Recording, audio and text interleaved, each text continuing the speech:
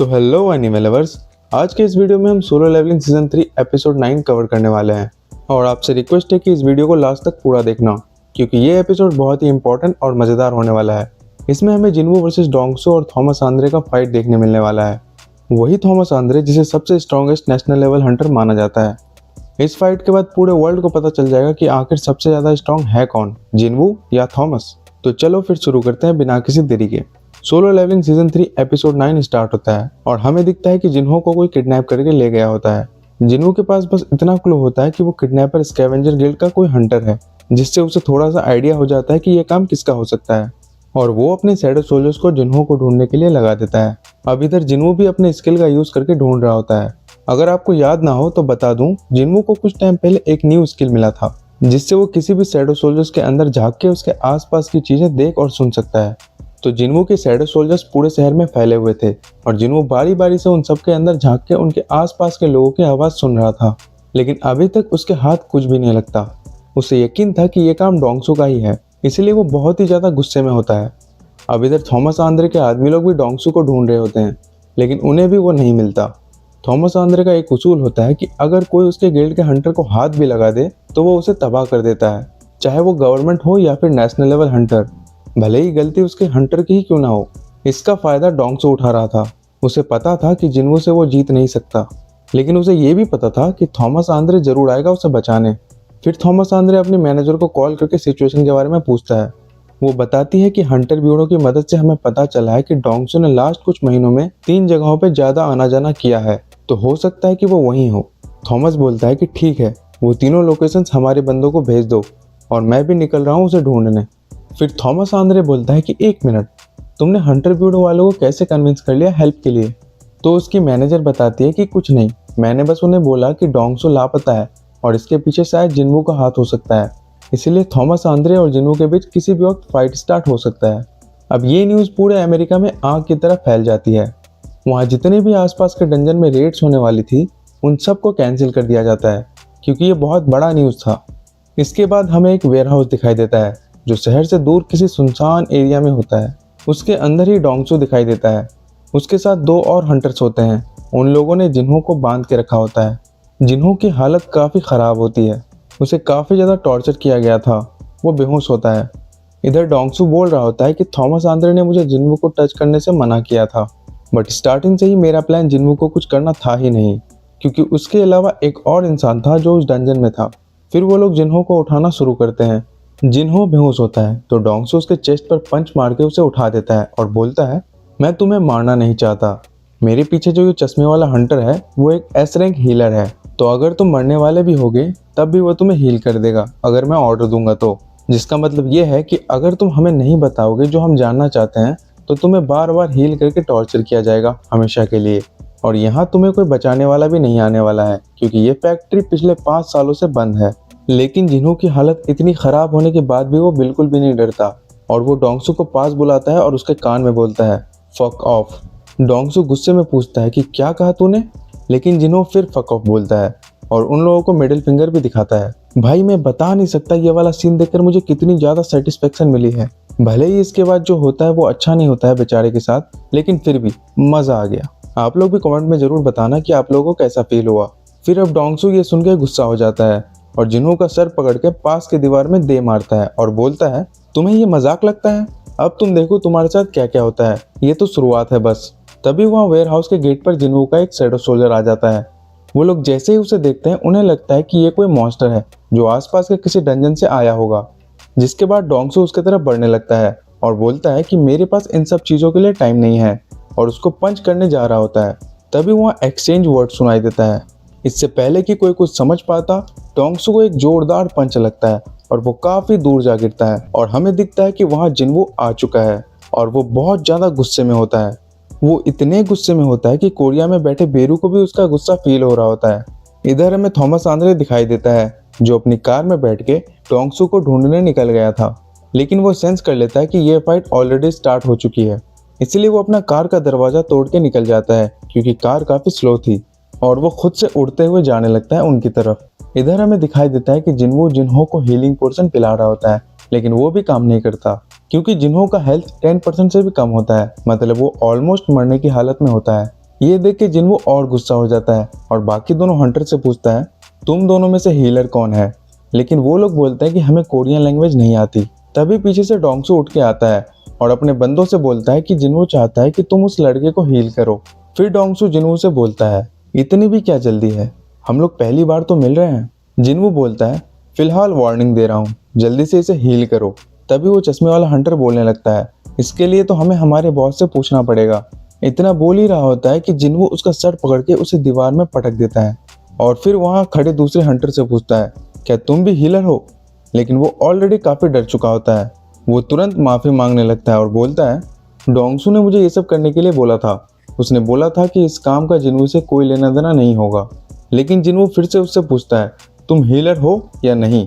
वो हंटर जैसे ही बोलता है नहीं मैं हीलर नहीं हूँ, उसके अगले ही सेकंड जिन्वो उसे भी पकड़ के दीवार में पटक देता है। तब तक डोंगसू जिन्वो के पास आ जाता है और पूछता है तुमने ही मेरे भाई वोंग और उसके टीममेट्स को मारा था, है ना। जिन्वो फुल ऑरा फार्मिंग करते हुए कहता है जाके अपने भाई से पूछ लेना, वैसे भी तू उसके पास जाने वाला है। इतना सुनते ही डोंगसू गुस्से में आ जाता है और जिन्वो को पंच करने के लिए आगे बढ़ता है। लेकिन जिन्वो उसे इजीली डॉज कर लेता है और उस पर एक खतरनाक ब्लो दे मारता है जिससे वो काफी दूर जाके एक बड़े पाइप से टकराता है। लेकिन जिन्वो इस बार उसे संभलने का टाइम नहीं देता और वो उसके पास जाके उसका सर पकड़कर पटकता और भाई पटकते ही जाता है। डोंगसू की हालत बहुत ज्यादा खराब हो जाती है और वो मरने वाला होता है। तभी जिन्वो के पीछे थॉमस आंद्रे आ जाता है और बोलता है उसे अभी छोड़ दो। लेकिन जिन्वो फिर भी इग्नोर करता है तो थॉमस फिर से बोलता है तुम उसे छोड़ दो, बदले में हम लोग यहाँ जो कुछ भी हुआ वो सब भूल जाएंगे। जिन्वो बोलता है अगर नहीं जाने दिया तो थॉमस बोलता है अगर नहीं रुका तो मुझसे फाइट करना होगा। जिन्वो बोलता है मुझे कोई प्रॉब्लम नहीं, आ जाओ फिर। और डोंगसू को उठा के साइड में ऐसे फेंकता है जैसे वो कोई कचरे का बैग हो, वैसे है तो कचरा ही। और थॉमस आंद्रे और जिन्वो एक दूसरे के आमने सामने आ जाते हैं। थॉमस बोलता है लगता है तुम्हें ठीक से पता नहीं मैं कौन हूँ। जिन्वो उसके आंखों में आंखें डाल के बोलता है मुझे घंटा फर्क नहीं पड़ता तुम कौन हो। ये सुनकर थॉमस आंद्रे गुस्सा हो जाता है और जिन्वो पर अटैक करने वाला होता है। इधर हमें वेयरहाउस के बाहर बहुत सारे हंटर्स दिखाई देते हैं जो थॉमस आंद्रे के गिल्ड के बंदे होते हैं। वो लोग भी डोंगसू को ढूंढते ढूंढते यहाँ आ गए होते हैं। तभी वेयरहाउस के अंदर एक जोर का धमाका होता है और वेयरहाउस के अंदर से दीवार को चीरते हुए कोई बाहर आता है। वो लोग देखते हैं कि ये तो थॉमस आंद्रे है। सब लोग पूछते हैं क्या हुआ बॉस, आप ठीक तो हो ना। लेकिन थॉमस सभी को वहां से दूर जाने के लिए बोलता है। इधर जिन्वो भी इग्रिस को समन करके जिन्हो को हॉस्पिटल ले जाने के लिए बोलता है। इसके बाद इग्रिस तुरंत काइजल पे सवार होकर जिन्वो को अपने साथ लेके चला जाता है। इधर थॉमस को जिन्वो ने इतने लोगों के सामने बेइज्जती कर दी थी तो वो काफी गुस्से में होता है और वो सोचता है अब मुझे घंटा फर्क नहीं पड़ता डोंगसू के बारे में, मैं इस घमंडी इंसान को अपने हाथों से ही मारूंगा। जिसके बाद जिन्वो अपनी पूरी शैडो आर्मी को बुला लेता है। इधर थॉमस आंद्रे और उसके गिल्ड के सारे हंटर भी फाइट के लिए रेडी हो जाते हैं। थॉमस आंद्रे जिन्वो को एक लास्ट वार्निंग देता है अभी सभी पीछे हट जाओ और माफी मांग लो, मैं तुम्हारी जान बख्श दूंगा एटलीस्ट। लेकिन जिन्वो लिटरली थॉमस आंद्रे को मिडिल फिंगर दिखा देता है भाई, वो भी इतने हंटर्स के सामने। जिसके बाद तो थॉमस आंद्रे का गुस्सा आसमान छू रहा होता है और वो बोलता है तुम्हारी हिम्मत कैसे हुई, तुम बहुत ही जल्द अपने इस फैसले पर रिग्रेट करने वाले हो। और फिर थॉमस अपना फॉर्म चेंज कर लेता है, उसकी बॉडी से लाइटनिंग वगैरह रिलीज होने लगती है। इधर जिन्वो अपनी शैडो आर्मी को अटैक करने के लिए बोल देता है। यहाँ पे जिन्वो के पास नंबर ज्यादा होते हैं इसलिए वो पहले अटैक कर देता है। उधर थॉमस के साइड से सारे हंटर्स खुद को डिफेंड करने के लिए रेडी हो जाते हैं। भले ही उनके पास नंबर कम होते हैं लेकिन उसके गिल्ड के सारे हंटर काफी स्ट्रांग होते हैं, मतलब टॉप लेवल के हंटर होते हैं, उनको डिफीट करना इतना आसान नहीं होने वाला था। लेकिन जिन्वो के पास एक और एडवांटेज था, वो अपने सारे शैडो सोल्जर्स को बार बार रीजनरेट कर सकता था। फिर दोनों साइड्स के आर्मीज एक दूसरे से फाइट करने लगती है। थॉमस आंद्रे भी शैडो सोल्जर से फाइट कर रहा होता है और वो काफी आसानी से टैंक और टस्क को एक ही पंच में हरा देता है।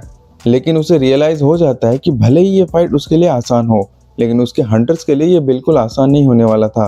और होता भी वही है, देखते ही देखते आधे से ज्यादा हंटर ऑलरेडी जमीन में गिर चुके होते हैं। अब कुछ ही हंटर बचे होते हैं जिन्हें जिन्वो के शैडो सोल्जर्स घेर लेते हैं। जिन्वो अभी तक फाइट में नहीं आया होता है, वो बस दूर से खड़ा होकर देख रहा होता है। थॉमस आंद्रे देखता है कि अगर ऐसे ही चलता रहा तो बाकी के हंटर्स भी बहुत जल्द हार जाएंगे, इसलिए वो सोचता है कि डायरेक्टली जिन्वो को ही खत्म कर देगा तो वो सारे समन्स अपने आप ही खत्म हो जाएंगे। और वो काफी तेजी से जिन्वो की तरफ बढ़ने लगता है। लेकिन जिन्वो उसको अपनी तरफ आता हुआ देख लेता है और तुरंत वहां से गायब हो जाता है। थॉमस आंद्रे एक पल के लिए कंफ्यूज हो जाता है कि वो गया कहाँ। तभी जिन्वू थॉमस के पीछे आ जाता है और उसके अटैक करने से पहले ही अपना डैगर निकाल के उसके पेट में स्टैब कर देता है। लेकिन वो हैरान हो जाता है ये देख के कि उसकी डैगर से जरा भी स्क्रैच नहीं आया होता है थॉमस को, जैसे कि उसकी स्किन कोई सॉलिड आर्मर से बनी हो। इसलिए जिन्वू एक सेकंड के लिए डिस्ट्रैक्ट हो जाता है, जिसका फायदा उठा के थॉमस काउंटर पंच कर देता है और जिन्वू उड़ता हुआ दूर जा गिरता है। फिर थॉमस बोलता है, तुम्हें क्या लगा एक नेशनल लेवल हंटर को हराना इतना आसान रहेगा? उसके बाद थॉमस अपना एक पावर यूज करके जिन्वू को अपनी तरफ पुल करने लगता है। जिन्वू को अपनी बॉडी पर कंट्रोल नहीं होता और वो थॉमस की तरफ तेजी से खींचा चला जाता है, लेकिन वो फिर भी हार नहीं मानता और वो अपना ग्रेविटेशनल मैजिक यूज करके थॉमस को क्रश करने लगता है, मतलब एक तरह से उसको पुश करने लगता है। ये देख करके थॉमस भी हैरान हो जाता है, मैं इसको अपनी तरफ पुल कर रहा हूँ और ये खुद को डिफेंड करने के बजाय मुझ पे अटैक कर रहा है।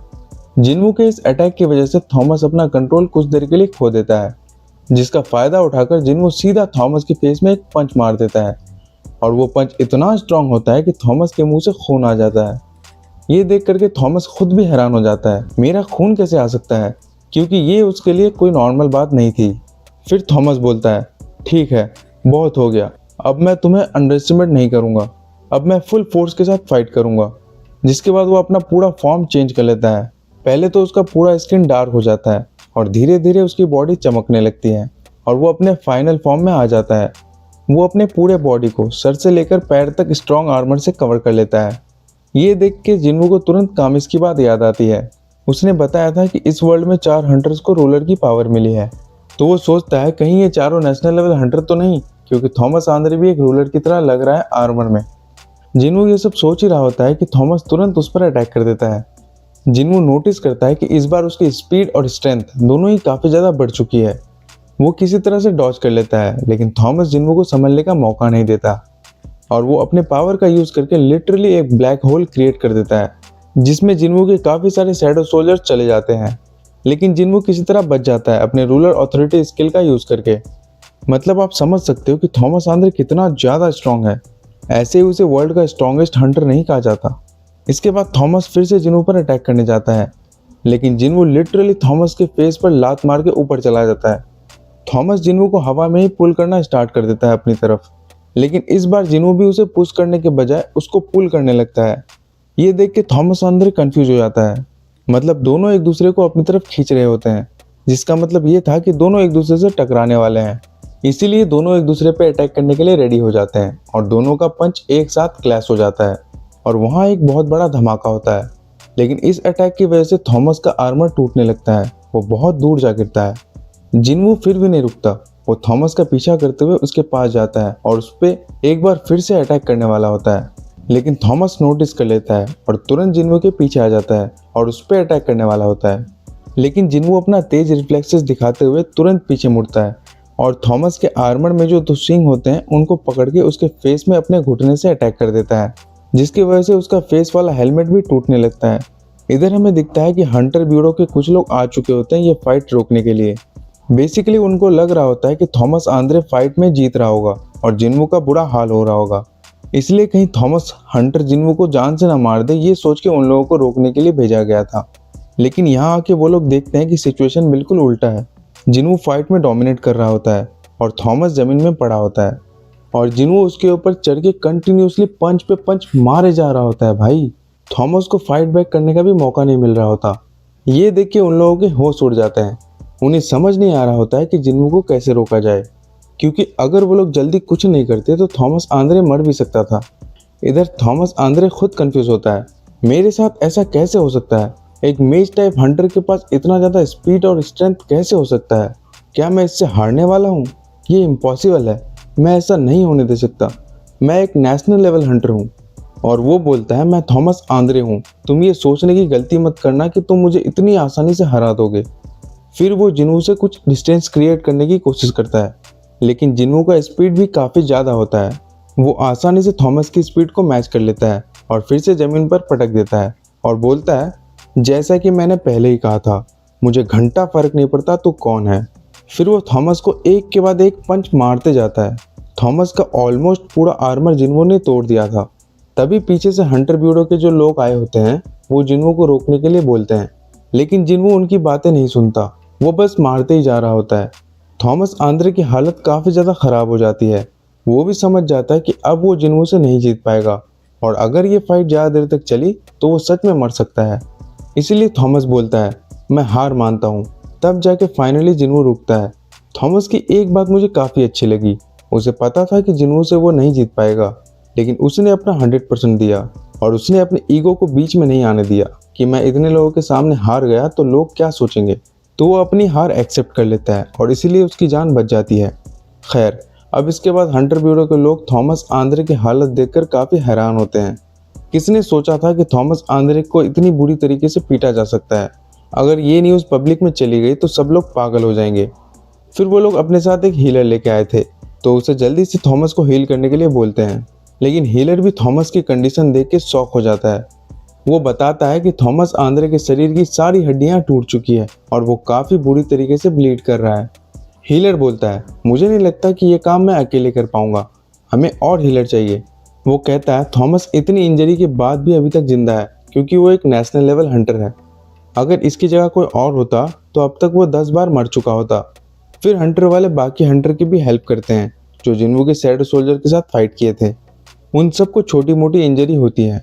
हालांकि कोई भी फाइट में मरा नहीं था, सिर्फ डोंगसू के अलावा, क्योंकि उसकी इंजरी काफ़ी सीरियस थी और जब तक उसे मेडिकल हेल्प मिलती बीच में ही थॉमस और जिन्वू की फाइट स्टार्ट हो गई थी, जिसकी वजह से कोई उसे बचा नहीं पाया, इसलिए वो मर गया। लेकिन जैसा उन लोगों ने सोचा था वैसा कुछ खास कैजुअलिटी नहीं हुआ था, तो एक तरह से अच्छा ही था। इधर हमें दिखता है कि जिन्वू अब वहाँ से जा चुका होता है और वो वापस कोरिया चला गया था अमेरिका से। उसने बेरू के साथ शैडो एक्सचेंज करके कोरिया आया था और बेरू को अमेरिका भेज दिया था जिन्हों को हील करने के लिए, क्योंकि जिन्हों की हालत काफ़ी ख़राब थी और बेरू एक हीलर भी है। जिन्वू एक बिल्डिंग के छत पर बैठा था और अपने एक शैडो सोल्जर से बात कर रहा होता है। वो बोलता है तुम बहुत टाइम से कोरिया नहीं आए ना, ये शहर जो तुम देख रहे हो ये शियोल है। तभी वो शैडो अचानक से बोलता है माई किंग। जिन्वू बोलता है क्या हुआ? तो वो शैडो कहता है आप प्लीज़ मुझे कोई नाम दे दो। जिसके बाद हमें दिखता है कि वो शैडो और कोई नहीं बल्कि डोंगसू होता है, जो स्टार्टिंग से ही जनरल रैंक का शैडो होता है, इसलिए वो बात भी कर सकता था। जिन्वू बोलता है तू अपने लालच की वजह से मारा गया, इसलिए तुम्हारा नाम ग्रीड रखना सही होगा। जिसके बाद डोंगसू बोलता है थैंक यू माई किंग। जिन्वू फिर कहता है चलो वापस से अपना सर जमीन में रख के झुक जाओ। लगता है जिन्वू अब तक उससे गुस्सा है और उसे जैसे पनिशमेंट दे रहा हो। खैर, इसके बाद finally next day international guild conference का दिन आता है। जिन्वू अब वापस अमेरिका आ चुका होता है, लेकिन अब जिन्वू के पीछे पहले से ज़्यादा मीडिया वाले और रिपोर्टर्स होते हैं, क्योंकि सबको पता चल चुका होता है जिन्वू और थॉमस आंद्रे के फाइट के बारे में। उसने ना सिर्फ थॉमस आंद्रे को हराया बल्कि उसकी पूरी गिल्ड को डिफीट किया था। अब बाकी हंटर्स भी उससे डरने लगे थे। फिर जिन्वू फाइनली कॉन्फ्रेंस रूम में एंटर करता है। वहाँ पे ऑलरेडी बाकी हंटर्स आ चुके होते हैं पूरे वर्ल्ड से। सब लोग सिर्फ जिन्वू को ही देख रहे होते हैं। वहाँ चाइना का 7 स्टार हंटर लुई भी होता है। और इसी के साथ ये वाला एपिसोड यहीं पर ख़त्म होता है। नेक्स्ट एपिसोड में हमें गिल्ड कॉन्फ्रेंस दिखाया जाएगा, जहाँ पूरे वर्ल्ड से लगभग 500 हंटर्स आए हैं। लेकिन जिन्वू का ऑरा सबसे ज़्यादा होगा वहाँ, क्योंकि वो सबसे स्ट्रॉन्गेस्ट हंटर बन चुका है उस रूम का। और हाँ, इस कॉन्फ्रेंस में जिन्वू के फादर को क्रिमिनल घोषित किया जाएगा। तो क्या जिन्वू अपने आंखों के सामने ये सब होता देखेगा या फाइट करेगा? ये सब हमें नेक्स्ट एपिसोड में देखने मिलेगा। और अगर आपको नेक्स्ट एपिसोड देखना है तो कमेंट में लिख देना नेक्स्ट एपिसोड, और इस वीडियो को लाइक करके चैनल को सब्सक्राइब जरूर कर लेना। और अगर आपको कोई और एनीमे पे वीडियो चाहिए तो कमेंट में बता देना। मैं मिलता हूँ तुमसे नेक्स्ट वीडियो में, तब तक के लिए बाय बाय।